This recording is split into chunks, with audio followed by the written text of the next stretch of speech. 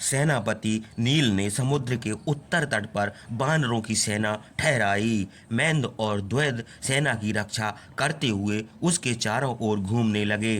रामचंद्र ने समीप बैठे हुए लक्ष्मण से कहा, यद्यपि शोक दूर होने का समय समीप आ रहा है, यह मैं जानता हूँ, किंतु सीता के वियोग का दुख उत्तरोत्तर बढ़ता ही जाता है। सीता बहुत दूर है, इसका मुझे दुख नहीं है। राक्षस उन्हें हर ले गया है, इसका भी शोक नहीं है, किंतु शोक इस बात का है कि उनका जीवन क्षीण हो रहा है। हे पवन, तुम सीता के अंग को स्पर्श करके मेरा स्पर्श करो, ऐसा करने से मुझे शांति मिलेगी। चंद्रमा को सीता भी देखती है और मैं भी देखता हूँ, इस दृष्टि समागम से मुझे सुख मिलता है। हे लक्ष्मण, जब राक्षस उनको हर लिए जाता था तब उन्होंने हा नाथ कहकर पुकारा था, वह मुझे विष के समान दुख देता है। कामाग्नि दिन रात मेरे अंगों को भस्म करती है। प्रिया का वियोग उस अग्नि का ईंधन और उनकी चिंता उसकी शिखा है। हे लक्ष्मण, मैं तुमको छोड़कर समुद्र में कूद पड़ूंगा, तब कामाग्नि मुझे न जला सकेगी। सीता और मैं एक ही पृथ्वी पर रहता हूँ, यही कारण है जो मैं उनके वियोग में भी जीवित हूँ। जैसे पानी से भरे हुए खेत की सर्दी से उसके पास वाला खेत भी कुछ हरा रहता है, वैसे ही मैं भी सीता को जीवित सुनकर जी रहा हूँ। युद्ध में शत्रुओं को जीतकर लक्ष्मी के समान कमल नैनी सीता को न जाने कब देखूंगा। रोगी मनुष्य को रसायन मिलने के समान मैं न जाने कब सुंदर होंठ और दांतों से शोभित कमल के समान सीता के मुंह का चुंबन करूंगा। मुस्कुराती हुई सीता ने जाने कब मेरा आलिंगन करेंगी। हाँ, मैं जिनका नाथ हूँ वह आज अनाथ की तरह दिन बिता रही है। जनक राज की पुत्री, महाराज दशरथ की कुलवधू और मेरे जीवन का सर्वस्व सीता राक्षसियों के बीच में कैसे सोती होगी। जैसे शरद ऋतु में चंद्रमा की ज्योति बादलों को भेद कर प्रकाशित होती है, वैसे ही सीता मेरे बाहुबल से दुष्ट राक्षसों का विनाश करके कब मुझे मिलेगी। वे एक तो स्वभाव से ही दुबली हैं, किंतु अब शोक और उपवास के कारण और भी अधिक दुबली हो गईं। ना जाने कब रावण की छाती में बाण मारकर अपना शोक दूर करूंगा, और देव कन्या के समान साध्वी सीता ना जाने कब प्रसन्न होकर मेरा आलिंगन करके आनंद के आंसू बहावेंगी। उनके वियोग का यह शोक मैले वस्त्र के समान न जाने कब छोड़ूंगा। बुद्धिमान रामचंद्र इस प्रकार विलाप करने लगे। देखते ही देखते दिन बीत गया। सूर्य तेजहत होकर अस्ताचल को चला गए। रामचंद्र सीता के शोक से बहुत दुख थे। लक्ष्मण के समझाने पर किसी तरह उनको धैर्य हुआ। तब उन्होंने संध्या उपासना की। उधर इंद्र के समान पराक्रमी महात्मा हनुमान लंका में भयानक काम करके जब चले आए, तब राक्षस राज रावण लज्जा के मारे सिर झुकाकर राक्षसों से कहने लगा, देखो, वह दुष्ट वानर दुर्गम लंका नगरी में घुस आया और सीता को देखकर चला गया। उसने देव मंदिर को नष्ट कर दिया, बलवान राक्षसों को मार डाला और आग लगाकर लंका को व्याकुल कर दिया। अब क्या करना चाहिए? आप लोग जो उचित समझें और जिसे हम कर सकें वह बताइए। मंत्रियों से सलाह करके काम करने से ही विजय होती है, इसलिए आप लोगों की सलाह से ही मैं कर्तव्य का निश्चय करूँगा। उत्तम, माध्यम और अधम तीन प्रकार के मनुष्य होते हैं। जो मनुष्य हितैषी मंत्रियों, समानार्थी मित्र और भाई बंदियों से सलाह करके काम करता है और देव पर भी भरोसा रख कर यत्न करता है, वह उत्तम पुरुष है। जो किसी से सलाह किए बिना अकेला ही कर्तव्य का निश्चय करता है और अकेला ही काम भी करता है, वह माध्यम है। और जो गुण दोषों का विचार न करके, दौ की भी परवाह न करके मैं स्वयं इस काम को कर लूँगा, यह समझकर दूसरों की अपेक्षा करता है, वह अधम मनुष्य है। जैसे उत्तम, माध्यम और अधम तीन प्रकार के मनुष्य होते हैं, वैसे ही तीन प्रकार की मंत्रणाएं भी होती हैं। एक मत के कई मंत्री एकत्र होकर नीति शास्त्र के अनुसार जो सलाह करते हैं वह उत्तम मंत्रणा है। जहाँ पहले तो बहुमत होता है किंतु बाद में एकता हो जाती है, वह मंत्रणा मध्यम कहाती है। किंतु जहाँ राय नहीं मिलती वह अधम मंत्रणा है। हे मंत्रियों, आप लोग बुद्धिमान हैं, सलाह करके निश्चय कीजिए और जो कर्तव्य हो वह मुझे बताइए। रामचंद्र वानरों की बहुत बड़ी सेना लेकर लंका को घेरने के लिए आ रहे हैं। वे अपने भाई मंत्रियों और सैनिकों के साथ समुद्र भी उतर आवें तो कोई संदेह नहीं है, वे अपने पराक्रम से समुद्र को सोख लेंगे अथवा किसी भी उपाय से उतर आवेंगे। आप लोग ऐसा उपाय बतावें जिससे लंका का, सेना का और मेरा हित हो। रावण के यह कहने पर महाबली राक्षस शत्रु के बल का कुछ विचार न करके हाथ जोड़कर नीति के विरुद्ध वचन बोले। राजन, आप क्यों खेद करते हैं? हमारे पास सेना और अस्त्र शस्त्र की कमी नहीं है। परिघ शक्ति, रिष्टिशूल, पटिश और कुंतल आदि अस्त्र शस्त्र और बहुत बड़ी सेना हमारे पास है। आपने भोगवती नगरी में जाकर नागों को परास्त कर दिया था। यक्षराज कुबेर महापराक्रमी लोकपाल है, महादेव से उनकी मित्रता है। आपने कैलाश शिखर पर जाकर उनको भी परास्त किया और उनका पुष्पक विमान भी छीन लिया। हे राक्षसराज, मैं दानव ने डर के मारे आपसे मित्रता करने के लिए अपनी कन्या आपको दे दी। दानवों के राजा महापराक्रमी मधु को ही आपने अपने अधीन कर लिया। हे महाबाहु, रसातल में जाकर आपने वासुकी, तक्षक, शंख और जटी आदि नागों को भी जीत लिया। ब्रह्मा से वर पाए हुए बलवान दानवों ने आपने एक वर्ष तक युद्ध किया और उनको परास्त करके उनकी माया भी आपने अधीन कर ली। आपने वरुण के बलवान सूर वीर पुत्रों को चतुरंगिणी सेना समेत जीत लिया। यमराज का पराक्रम महासमुद्र के समान है, उनका दंड महाग्रह के समान, कालपाश तरंगों के समान और उनके अनुचर सांपों के समान है। आपने उस महासमुद्र में बैठकर मृत्यु पर भी विजय प्राप्त की।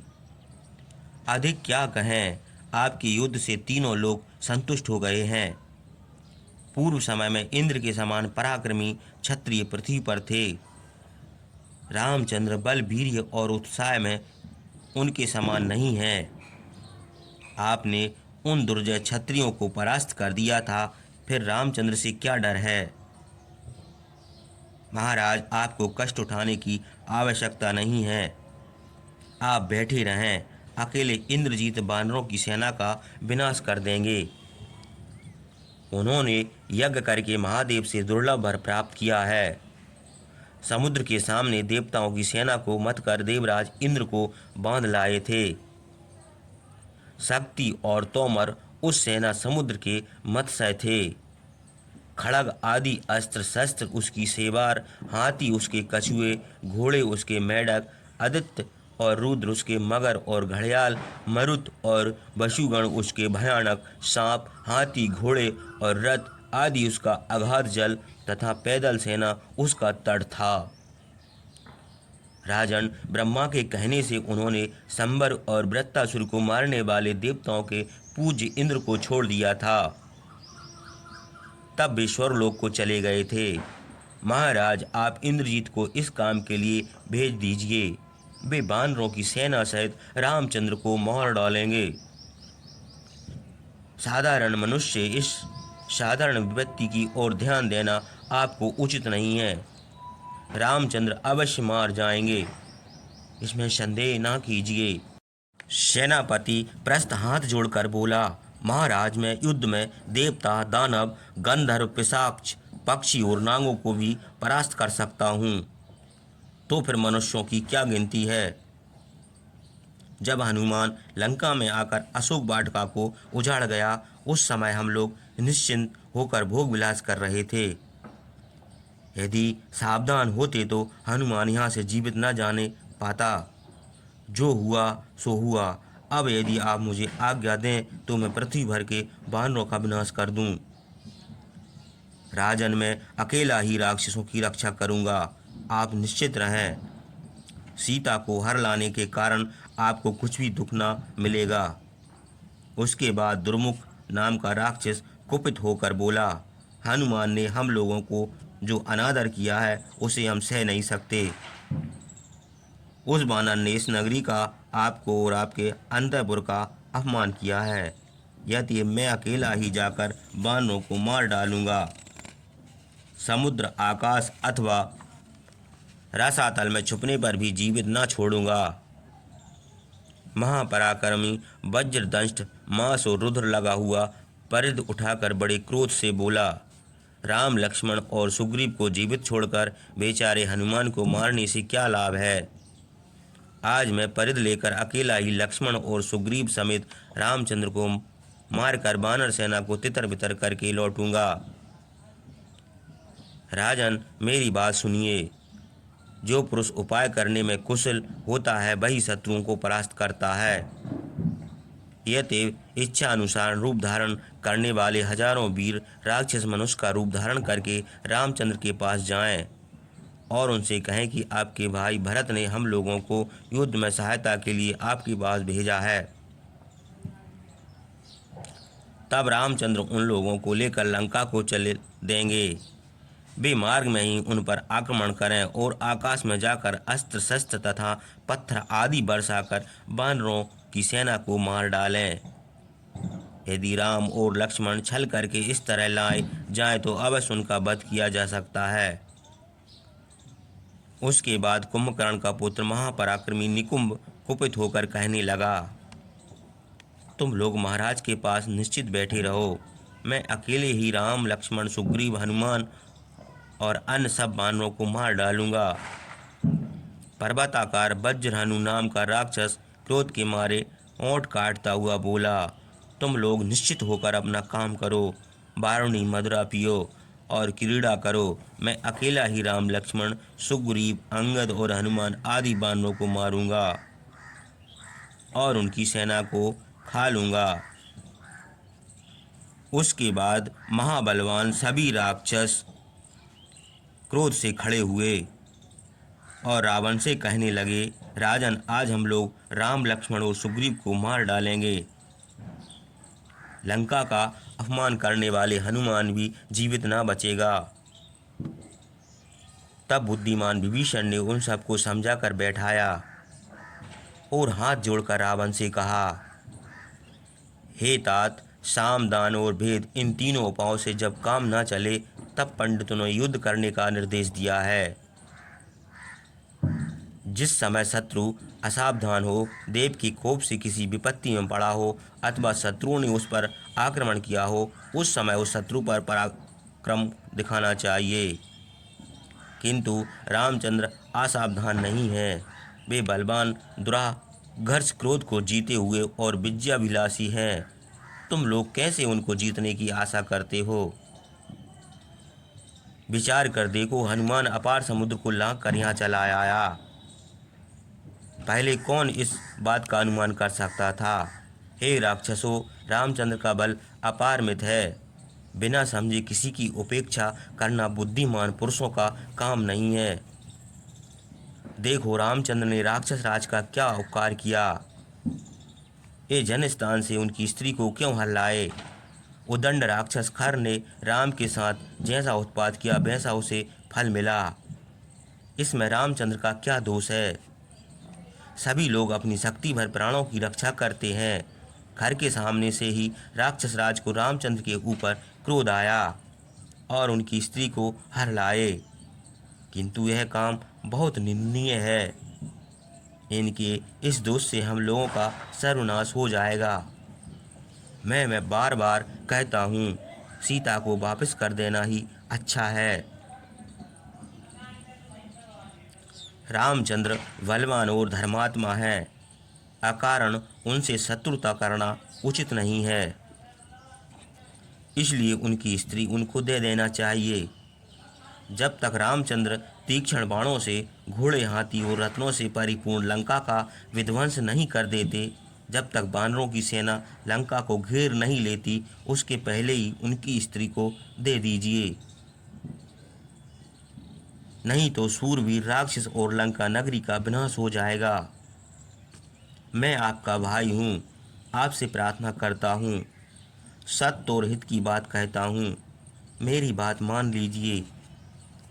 जब तक रामचंद्र आपके वध के लिए शरद ऋतु के सूर्य की किरणों के समान चमकते हुए तीक्ष्ण अमोघ बाण नहीं छोड़ते, उसके पहले ही उनकी स्त्री को लौटा दीजिए। महाराज, सुख और धर्म का विनाश करने वाला क्रोध शीघ्र त्याग दीजिए, और जिस काम के करने से सुख और कीर्ति मिले तथा हम लोग पुत्र और बांधवों सहित जीवित रहें, वह काम कीजिए। विभीषण की यह बातें सुनकर राक्षस राज रावण सबको विदा करके अंतःपुर को चला गया। दूसरे दिन प्रातःकाल धर्मात्मा विभीषण फिर रावण के घर गए। राजभवन पर्वत के शिखर के समान ऊंचा और बड़े भारी पर्वत के समान विस्तृत था। उसमें कई भाग थे। प्रधान राक्षस वहां रहते थे। बुद्धिमान और विश्वस्त राक्षस उसकी रक्षा करते थे। शंख और नगाड़े बजते थे। राजभवन का द्वार सुवर्णमय उत्तम आभूषणों से भूषित था। देवता और गंधर्वों का घर समान सुंदर था। अनेक प्रकार के रत्नों से शोभित होने के कारण नागलोक के समान जान पड़ता था। जैसे सूर्य बादलों में प्रवेश करते हैं, वैसे ही महातेजस्वी विभीषण राजभवन को गए। वहां अपने भाई की विजय के लिए वेदविद ब्रह्म राक्षसों से उच्चारत पुराहवण सुन और देखा कि वेद के जानने वाले ब्राह्मण घी, अक्षत और दही से पूजित हुए हैं। राक्षसों ने विभीषण का समुचित सत्कार किया और विभीषण ने आसन पर बैठे हुए कुबेर के छोटे भाई रावण को प्रणाम किया। रावण ने संकेत से विभीषण को बैठने की आज्ञा दी और विभीषण बड़ी सभ्यता से सुवर्णमय आसन पर बैठे। वहाँ मंत्रियों के सिवा और कोई न था। बुद्धिमान विभीषण रावण को प्रसन्न करके अर्थयुक्त हित कर वचन बोले। महाराज, जब से सीता लंका में आई हैं, तब से अनेक प्रकार के अशकुन देख पड़ते हैं। मंत्र पढ़कर आहुति देने पर अग्नि प्रज्वलित नहीं होती। जब आग जलाई जाती है तब चिंगारियां उड़ने लगती हैं और धुआं बहुत होता है। पाकशाला और होम करने तथा वेद पढ़ने के स्थान में सांप रेंगते देख पड़ते हैं।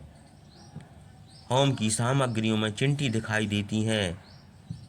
गाय दूध नहीं देती, हाथियों के मद नहीं बहता। घोड़ों को यद्यपि हरी घास दी जाती है तो वे भी बड़े दुख से हिननाते रहते हैं। गधे, ऊंट और खच्चर रोए खड़े किए आंसू बहाते रहते हैं।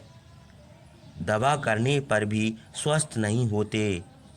झुंड के झुंड कौवे सब और कांव कांव करते रहते हैं।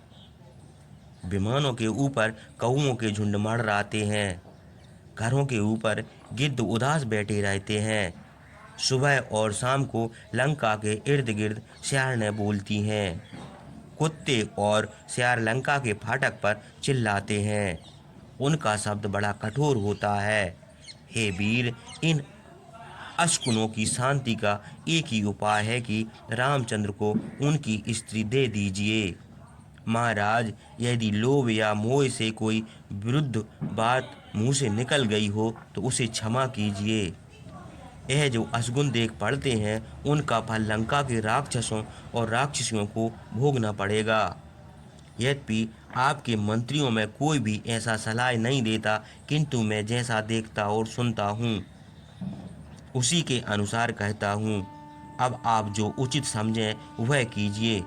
विभीषण ने मंत्रियों के साथ बैठे हुए रावण से इस प्रकार हित की बातें कहीं, किंतु वह उनकी बात सुनकर क्रोध से आधीर होकर बोला, मैं तुम्हारी डर की कोई बात नहीं देखता। रामचंद्र किसी उपाय से भी सीता को नहीं पा सकते। यदि देवराज इंद्र और सब देवता भी उनकी सहायता करें तो भी युद्ध में मेरे सामने ठहर नहीं सकते। महापराक्रमी रावण ने यह कहकर विभीषण को वहां से चले जाने की आज्ञा दी।